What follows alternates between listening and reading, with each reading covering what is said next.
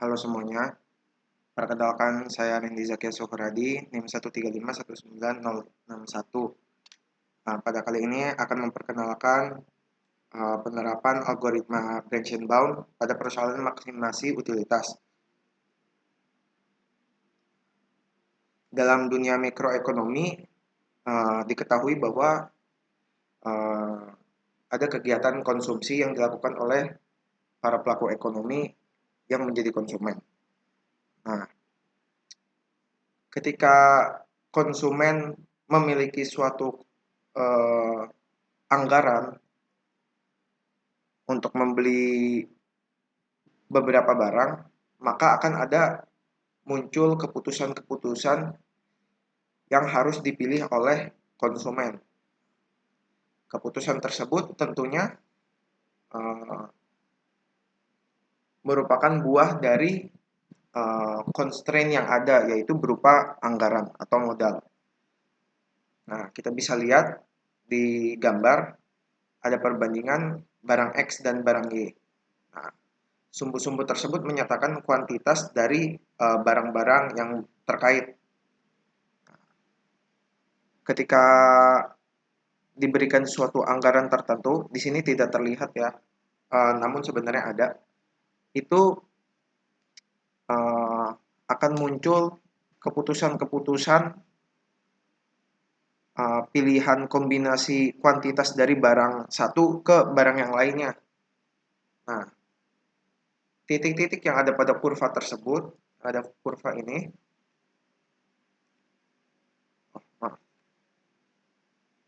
ada pada kurva ini merupakan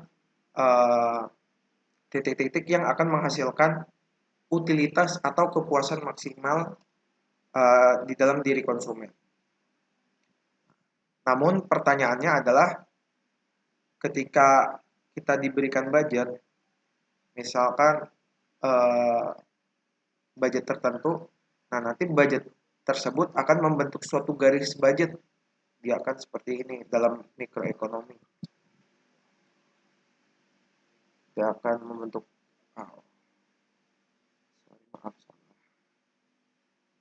dia akan membentuk garis seperti ini, garis lurus sebenarnya konstan yang bersinggungan dengan kurva ini. Nah, kurva ini dinamakan kurva indiferensi. Nah, titik yang bersinggungan tersebut merupakan titik optimum dari di mana titik tersebut memenuhi anggaran yang dimiliki oleh konsumen dan titik tersebut menghasilkan kepuasan yang paling maksimum. Nah, pertanyaannya adalah bagaimana kita bisa mengetahui titik tersebut. Nah, sedangkan di dalam penerapannya di dunia nyata, kita tidak mengetahui fungsi dari preferensi setiap orang. Pada kasus ini, di dalam grafik ini, fungsinya membentuk sebuah kurva ya, dan memang umumnya berbentuk kurva, namun tidak diketahui persis bagaimana bentuknya, apakah bisa jadi Y sama dengan 1/X, atau Y sama dengan 5 per X plus 3. Nah, ini tidak diketahui dan ini misteri. Nah, jika fungsi ini telah diketahui, maka akan lebih mudah untuk mencari titik-titik optimumnya. Nah, apa yang akan kita lakukan di dalam pemecahan persoalan ini, kita akan menggunakan algoritma branch and bound, namun dengan sedikit tambahan di bagian depannya. Kita mengetahui bahwa di dalam algoritma branch and bound terdapat persoalan yang bisa dipecahkan, yaitu knapsack problem. Nah, persoalan knapsack problem mirip seperti persoalan maksimasi utilitas produk, namun yang berbeda adalah pada persoalan knapsack telah diketahui nilai-nilai secara pasti untuk setiap produk. Namun pada kenyataannya kita tidak bisa mengetahui pasti yang mana yang lebih bernilai dan yang mana yang tidak, yang kurang bernilai. Pada kasus ini kita akan langsung masuk ke studi kasus. Misalkan diberikan produk A, B, dan C dengan produk A harga 1000, B harga 2000, dan C harga 3000. Diberikan modal, konsumen diberikan modal 5000. Nah, diperoleh data kombinasi kuantitas yang menimbulkan kepuasan hmm, bagi konsumen dengan kombinasi produk-produk. Nah, misalkan A dan B, di situ ada 2 dengan 2, 0 dengan 2, 5 dengan 1, dan seterusnya. Nah, perlu diingat kembali bahwa untuk dalam persoalan utilitas ini, kita akan berkaitan erat dengan kurva yang sebelumnya, yaitu kurva indiferensi, dan kurva indiferensi hanya bisa dibentuk dari perbandingan dua produk. Nah, ini yang menjadi tantangannya. Oke, sekarang apa yang akan kita lakukan dengan ketiga tabel ini? Ketika kita lakukan plotting, misalkan yang tabel ini, tabel 1, ini akan membentuk sebuah titik-titik diskrit di dalam sistem koordinat kartesian. Misalkan ada 2,2, saya coret-coret 2,2, ada juga 0,2, ada di sini, ada 5,1,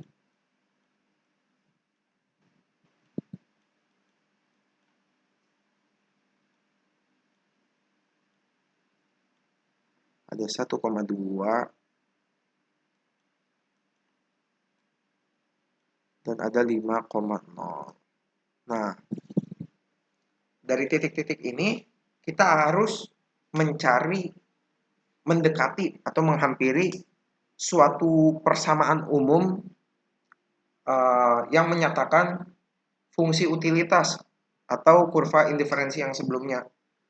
Nah, kita akan menggunakan teknik heuristik dengan mengeneralisasi bahwa setiap konsumen memiliki fungsi utilitas dengan bentuk Y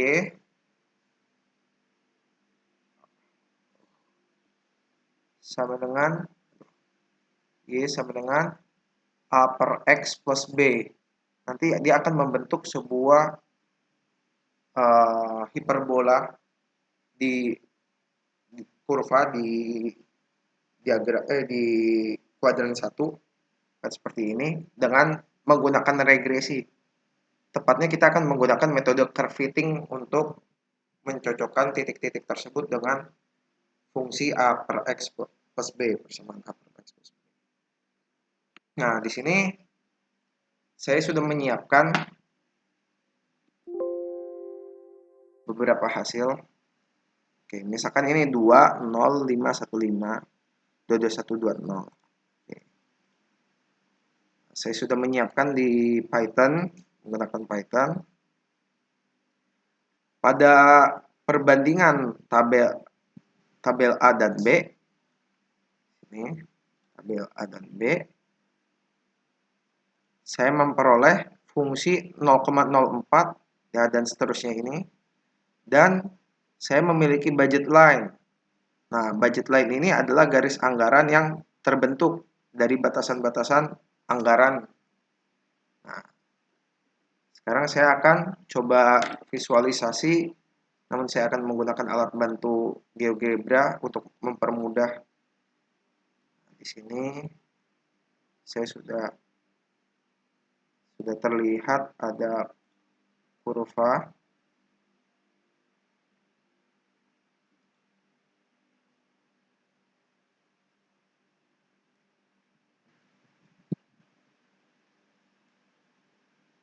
dan budget line-nya kita bisa lihat ya.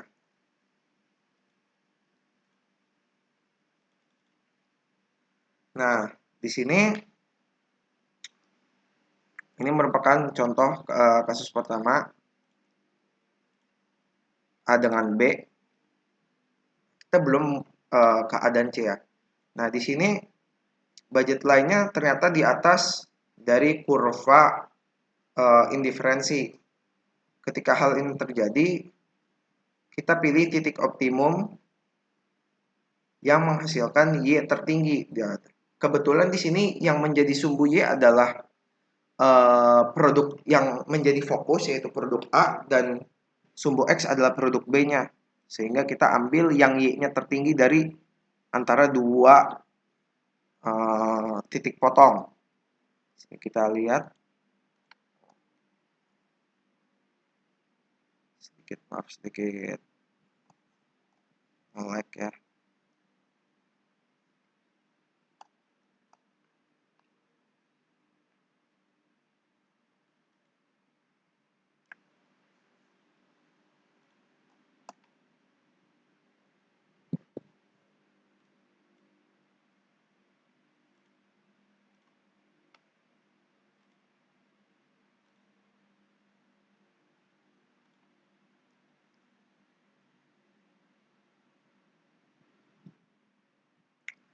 Nah, di sini akan didapat perpotongan ya sekitaran 5 ya. Mungkin sekitar 4,9. Nah, nanti nilai dari 4,9 tersebut akan menjadi salah satu komponen untuk menentukan nilai dari si nilai produk A. Nanti kita akan melakukan perbandingan A dengan C juga, dan kita akan dapati titik potong lain dengan Y yang lainnya lagi, ordinat yang lain. Nah, nanti seluruh perbandingan A dengan B, A dengan C, kita dapati Y-nya semuanya, kita tambahkan secara kita akumulasikan. Nah, itu yang menjadi value-nya dari produk A. Kita lakukan kembali dengan produk B, dan kita lakukan kembali pada produk C. Nah, kemudian setelah kita selesai mendapatkan value-nya, let's say kita tadi, ini saya sedikit ngasal aja ya, misalkan A kita udah dapat value-nya misalkan 2,3, B sama dengan 3,1, dan C sama dengan 1,0, dan tadi kita peroleh modalnya 5.000, A harganya 1.000, B 2.000, dan C 3.000. Nah, kita pertama lakukan algoritma branch and bound. Hidupkan simpul pertama, yaitu produk A. Di sini kita produk A. Di sini kita akan menggunakan fungsi bound. Nah, fungsi boundnya itu adalah, rumus umumnya adalah CI sama dengan FI plus GI. Nah, di sini dalam persoalan ini FI merupakan cost yang telah ditempuh dari simpul akar ke simpul yang sekarang. Pada persoalan ini yaitu uang yang telah dikeluarkan, harga yang telah digunakan, uang yang telah digunakan, dan GI adalah estimasi dari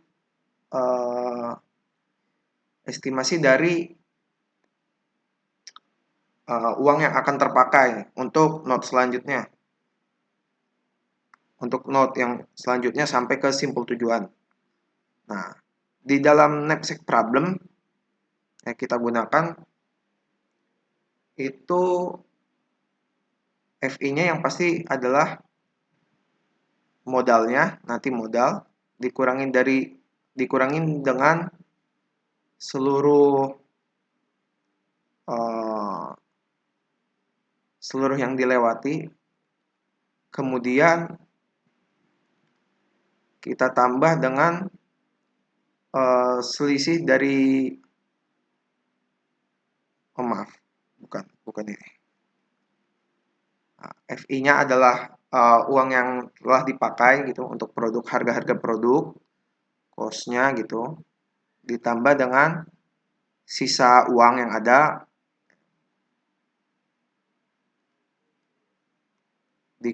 dikalikan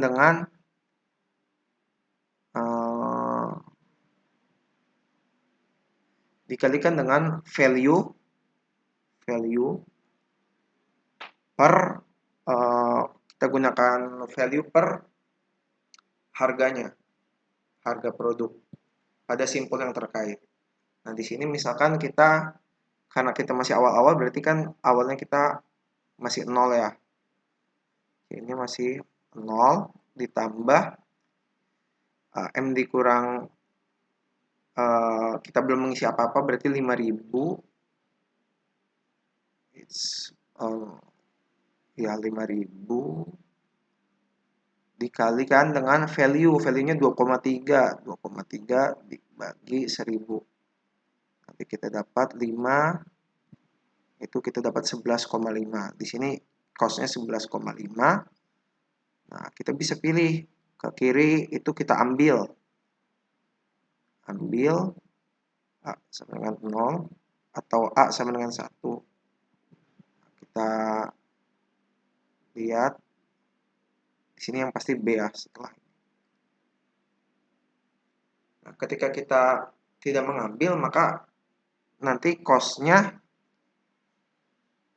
kita di depannya FI-nya masih 0.